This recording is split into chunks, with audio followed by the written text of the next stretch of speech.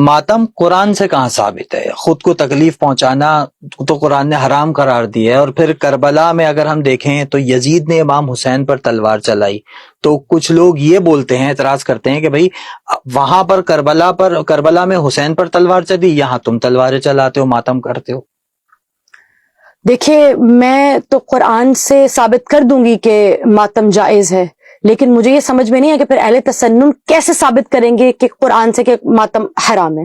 قرآن میں اس بات کا جواز تو موجود ہے کہ ماتم جائز ہے، لیکن یہ جواز کہیں نہیں سیرہ میں ملتا، کہیں اسوہ رسول میں نہیں ملتا کہ ماتم ناجائز اور حرام ہے۔ سورہ یوسف آیت نمبر 86 میں نا، جب حضرت یعقوب ایک مرتبہ رو رہے ہیں تو ان کے بچوں نے ان کو وارننگ دی، ٹھیک ہے، حتیٰ کہ آپ جانتے ہیں کس قدر وَبْيَضَّتْ عَيْنَاهُ، ان کی جو آنکھیں ہیں وہ سفید ہو گئیں، ٹھیک ہے۔ ان کے بچوں نے ان کو وارننگ دی کہ یا بتی، آپ جس طرح سے رو رہے ہیں، اگر آپ اس طرح روتے رہے او تکون من الحالکین، آپ اس طرح سے روتے رہیں گے، بکا کرتے رہیں گے تو آپ حالکین میں سے ہو جائیں گے۔ اب آپ اس لفظ حالکین کو دیکھیے اور حالکین کو دیکھ کر اندازہ لگائیں کہ حضرت یعقوب کا گریہ کتنا سخت تھا۔ روایات میں ملتا ہے کہ وہ صرف آہو بکا نہیں کرتے بلکہ اپنے سر پر بار بار زور زور سے ہاتھ مار رہے تھے، اسی وجہ سے تو بینائی جائے گی نا۔ دیکھیں انسان جتنا بھی رولے، آپ بھی جانتے ہیں، آپ جتنا بھی رولے بینائی نہیں جا سکتی۔ اس کا مطلب ہے اتنا شدید رویا جا رہا ہے، اس قدر شدید آہو بکا ہے کہ ان کے بچے جانتے ہیں کہ اگر آپ اسی حال میں رہے آپ ہلاک ہو جائیں گے۔ کہ حضرت یعقوب نہیں جانتے کہ میں ہلاک ہو جاؤں گا، میری بینائی چلی جائے گی، اس کے باوجود ماتم کر رہے ہیں۔ اور یہاں پہ جو سب لوگ کہتے ہیں نا آپ لوگ صبر کریں، ماتم کرنا صبر کی علامت نہیں ہے، تو اللہ سبحانہ و تعالیٰ نے اس کو نہ صرف اس سے منع کیا ہے بلکہ کہ فصبر جمیل، یعنی ان کے بےتاب ہونے، ان کے بے قرار ہونے، ان کے رونے، سر پر ہاتھ مارنے، آنکھوں کو اندھا کر لینے پر بھی اللہ کرے فصبر جمیل۔ اے یعقوب، یہ تو کیا خوبصورت صبر تھا، کیا جمیل، کیا حسین صبر تھا۔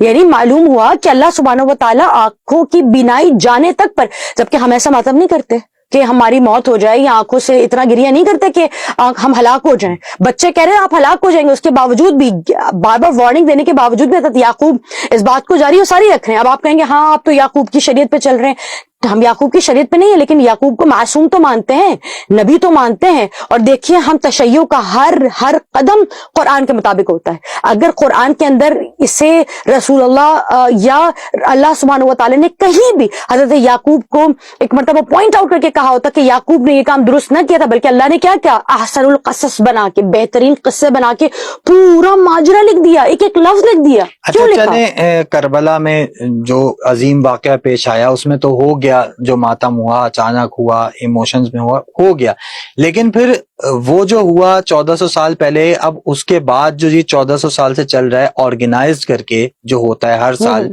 اس کا شریعت سے کیا تعلق ہے؟ یہ کہانی دیکھیں، یہ بھی ہم نے سنت رسول اللہ صلوات اللہ علیہ وآلہ وسلم سے لیا ہے۔ اگر میں حضرت یعقوب سے ہی مثال لیں تو حضرت یعقوب نے ایک الگ سے حجرہ بنایا، ہم مزہ خانہ بناتے ہیں، حضرت یعقوب اس میں بیٹھے جا کر ہم مزہ خانے میں مجلس بپا کرتے ہیں، حضرت یعقوب اس کی قمیص لیتے تھے، ہم زلجنا بناتے ہیں، ہم جھولا بناتے ہیں تاکہ یاد رہے، حضرت یعقوب گریا کرتے تھے، سر پیٹتے تھے، ہم بھی گریا کرتے ہیں۔ چلیں حضرت یعقوب کی مثال کو بالکل ہٹا دیا جائے، میرے پاس کم از کم 10 مثالیں جس سے میں ثابت کر سکتی ہوں کہ قرآن میں ماتم موجود ہے اور ماتم حلال ہے، ماتم میں کوئی ناجائز بات نہیں ہے، لیکن آپ ایک جگہ سے بھی اہل تسنن ایک جگہ سے بھی ثابت نہیں کر سکتے کہ ماتم حرام ہے۔ حضرت اویس قرنی، حضرت رسول اللہ صلوات اللہ علیہ وآلہ وسلم کی خبر چلی کہ رسول اللہ شہید ہو گئے اور پتہ چلا کہ رسول اللہ کے کچھ دندان شہید ہو گئے۔ حضرت اویس قرنی نے صرف اس بات، اور اس کو اہل تسنن کی کتب نے لکھا ہے، مسند احمد بن حنبل میں لکھا ہے، طبقات کبریٰ میں لکھا گیا ہے، اس کو بہت سارے سنی علماء نے لکھا ہے کہ حضرت اویس قرنی کو صحابیت کا درجہ ملا ہے، جبکہ کبھی رسول اللہ کو دیکھا نہیں ہے، کبھی رسول اللہ کو نہیں دیکھا، لیکن صحابی کا درجہ کیوں مل رہا ہے جانتے ہیں؟ خدا کی قسم ہم رسول کے صحابی کہلانا چاہتے ہیں۔ ویسے قرنی نے جب پتہ چلا رسول اللہ کا ایک دندان شہید ہوا تو اپنا پہلا دانت توڑا، پھر کہا اللہ جانے انہوں نے کون سا دانت ان کا شہید ہوا، پھر دوسرا توڑا، پھر تیسرا، حتیٰ کی روایت کہتی ہے کہ انہوں نے اپنے تمام تر دانتوں کو توڑ دیا، صرف اس یاد میں کہ اللہ جانے کہ رسول اللہ کا کون سا دندان شہید ہوا ہوگا تو میں اپنے تمام تر دندان کو توڑ دیتا ہوں۔ اس پر ہونا کیا چاہیے تھا؟ رسول اللہ ایک سخت فرمان کو جاری کرتے جب رسول اللہ کو معلوم ہوا کہ کوئی دور اویس قرنی ہے، آپ کا محبوب اور عاشق ہے، جس نے آپ کی یاد میں، آپ کی محبت میں، آپ کے زخم کی یاد میں اپنے آپ کو اتنا زخمی کر دیا ہے، اب کیا ہوتا؟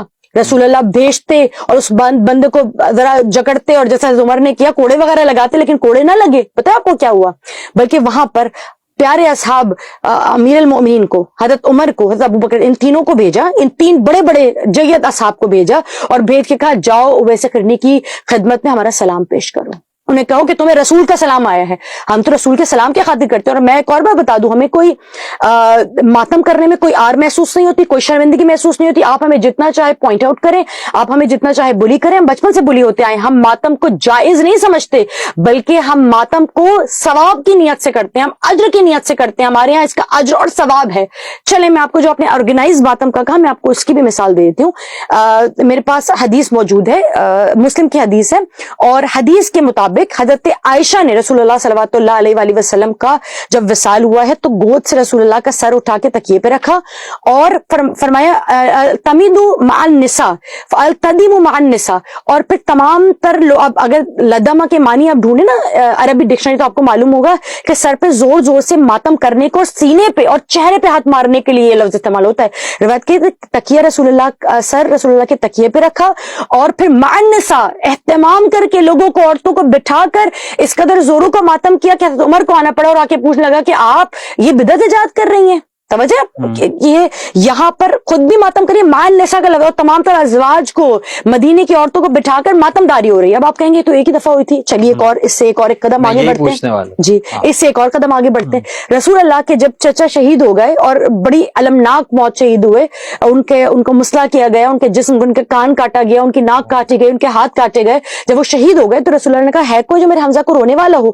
تو جب رسول اللہ نے یہ کہا کہ ہے کوئی جو میرے حمزہ کو رونے والا ہو, تو تمام تر لوگ اپنے شہداء سے پہلے حضرت امیر حمزہ کو روئے. اس کے بعد ہر سال کا یہ ایک وتیرہ بن گیا, ایک روایت بن گئی, ایک رسم بن گئی کہ جب کسی کو اپنے مردے کو رونا ہوتا تھا, یہ لکھا ہوا ہے تمام تر اہل طبقات کبریٰ میں, ابن سعد نے لکھا ہے اس بات کو, مسند احمد بن حنبل میں لکھا ہے اس بات کو, اور 2-3 جگہ اس روایت کو, سیم اس روایت کو نقل کیا گیا ہے کہ جب مدینے میں یہ طرز تھا مدینے والوں کا, یہ جاہلیت کے دور کی بات نہیں ہو رہی بھائی, یہ بات کی بات ہو رہی ہے. اور اگر جاہلیت کی دور ہے کی بات ہے تو آپ بی بی عائشہ, ہم رسول اللہ کی سنت سمجھ کے کرتے ہیں, آپ بی بی عائشہ کی سنت سمجھ کے کر لیجئے, ہے نا. تو یہاں پر روایات میں مل رہا, میں جو روایت آپ کے سامنے رکھ رہی ہوں, فرمایا جب بھی مدینے میں کوئی شہید ہوتا, کوئی مر جاتا, تو لوگ کسی مرنے والے پر رونے سے پہلے حمزہ کا ماتم کرتے, حمزہ کے اوپر رویا کرتے, اور باقاعدہ اہتمام کر کے پہلے حمزہ پر آنسو بہاتے, اس کے بعد اپنے شہید, اپنے مردے پر رویا کرتے تھے. یہاں تک کی روایت موجود ہے. حتیٰ کہ یہ بھی روایت موجود ہے کہ خود اب یہ تو ہم تھوڑا سا آگے سید الشہداء کے بارے میں چلیں گے. رسول اللہ صلوات اللہ علیہ وآلہ وسلم, ابھی امام حسین کی وصال شہادت نہیں ہوئی ہے. روایت میں آتا ہے جبریل امین آئے ہیں اور رسول اللہ نے اس قدر بقا کی, اس قدر چیخ کے, جیسے بچہ روتے ہیں نا, وہ سسکیاں بن جاتی ہیں, فرمایا ایسے سسکیاں بن گئی, اس قدر برے طریقے سے رسول اللہ روئے, اس قدر چیخ کر روئے رسول اللہ, جبکہ ابھی رسول اللہ کو صرف معلوم ہوا ہے امام حسین کی شہادت کا. اور آگے روایات چلتی ہیں, روایت یہ چلتی ہے کہ جب امام حسین کا تذکرہ ہوتا تھا, جب یہ 5 اہل کے ساتھ بیٹھتے تھے اور امام حسین کا تذکرہ ہوتا تھا, کربلا کا تذکرہ ہوتا تو بیٹھتے تھے, بات کرتے تھے اور باقاعدہ گریہ ازاری کیا کرتے تھے. تو میں تمام تر اہل تسنن سے سوال کرنا چاہوں گی کہ اس بات کا مذاق نہ اڑائیں کہ شیعہ ماتم کر رہے ہیں یا کیا کر رہے ہیں. امام حسین آپ سب کے, امام حسین ہم سب کے. آج اگر میں رضا آپ سے کہوں گی شراب پیتے, آپ کہیں گے لا حول ولا, کیسی بات ہے, حلال ہے حرام ہے؟ حرام ہے, حرام ہے. یہ امام حسین کی زبان ہے. یہ جو لا, اگر میں آپ کے سامنے شراب لاؤں نا, آپ بولیں گے لا میں نہیں پی سکتا. یہ جو لا ہے, خدا کی قسم, یہ لا الہ الا اللہ کی لا سے اور حسین کی بیعت پر لا سے نکلا ہے. اگر آج حلال اور حرام باقی ہے نا, جو حرام کرتا ہوگا وہ کرتا ہوگا, لیکن وہ جان کے کرتا ہے یہ حرام ہے. حلال اور حرام کی جو سمجھ ہے وہ حسین ابن علی کی محبت ہے, اور جس کے گھر میں حلال اور حرام کی سمجھ ہے نا, وہ حسین ابن علی پہ ماتم کرے گا. روایت میں ملتا ہے, ہمارے یہاں تو اتنی سختی ہے کہ ہمارے یہاں امام رضا سے روایت ملتی ہے ٹوٹ جائے وہ ہاتھ جو حسین ابن علی کا نام سنے اور سینے پہ نہ پڑے, ٹوٹ جائیں وہ آنکھیں کہ جو حسین ابن علی کا نام سنے اور آنکھوں سے اشک باری نہ کرے. میں تمام اہل تسنن سے میں جانتی ہوں, میرے بہت سارے علماء فضلاء, میرے اساتذ اہل تسنن سے تعلق رکھتے ہیں, وہ امام حسین کا نام سن کر باقاعدہ روتے ہیں. میں سوال کروں گی, اس وقت نا شیعوں کا مذاق اڑانے کا وقت نہیں ہے. اس وقت شیعوں کا مذاق نہ اڑایا کریں, بلکہ اپنے گریبان کو چاک کریں. امام حسین کے لیے اگر آپ ماتم نہیں کر سکتے نا, تو آپ رویا کیجئے. وائے نہ ہو اس پر کہ باپ کے مرنے پر تو ہم ماتم کرتے ہیں, لیکن حسین کا بچہ 10ویں کے روز چھوٹے سے منہ کو کھول دیا اور آسمان پر بلند کر دیا. جس وقت آسمان رویا, آسمان تو روئے, زمین تو روئے, فصلیں تو روئے, خدا کی خدائی روئے, لیکن آپ نہ روئے. آپ خدا کی خلقت ہے نا, کچھ نہ ہو. اس وقت زبان دراز سے کام نہ لیا کریں, اس پر الزام تراشی نہ کریں. حجرے بنائیے, آپ بھی اپنے بچوں کو سکھائیے حسین ابن علی کون ہے, اصحاب کا وارث, رسول اللہ کا وارث, نبی کا وارث, جس نے سب کی محنت کو بچا لیا. جب امام حسین کا نام ہے نا, آنکھوں سے آنسو کو ضرور بڑھا دیا کیجیے.